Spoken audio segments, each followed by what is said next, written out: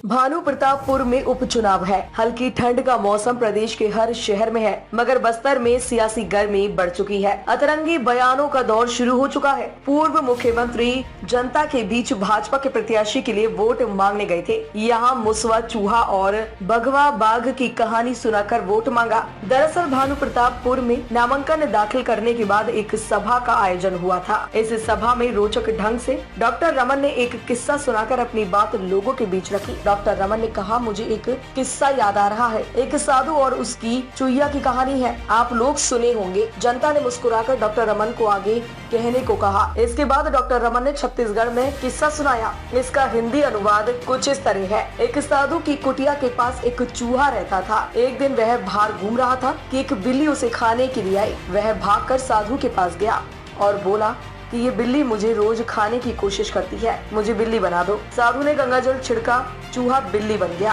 अब वो कुटिया से निकला तो कुछ कुत्ते पीछे पड़ गए। वो भागकर फिर साधु के पास पहुंचा और बोला, मुझे कुत्ते डराते हैं, अब मुझे कुत्ता बना दो। साधु ने फिर गंगाजल छिड़का और चूहा अब कुत्ता बन गया। कुत्ता बनने के बाद वो जंगल घूमने गया। वहाँ शेर ने उसको दौड़ाया। चूहा फिर साधु के पास पहुँचा और बोला, मुझे शेर बना दो तो मुझे कोई नहीं डराएगा। साधु ने उसको शेर बना दिया। अब शेर बनते ही चूहा बोला, मुझे भूख लगी है, मैं तुमको खा जाऊंगा। डॉक्टर रमन ने जनता से कहा कि ऐसे ही आप लोगों ने वोट देकर चूहे को शेर बना दिया है। अब फिर मौका है कि आप वोट का गंगाजल छिड़को और चूहे को फिर चूहा बना दो। उन्होंने यहाँ के प्रत्याशी ब्रह्मानंद नेताम के लिए वोट देने की अपील भी की।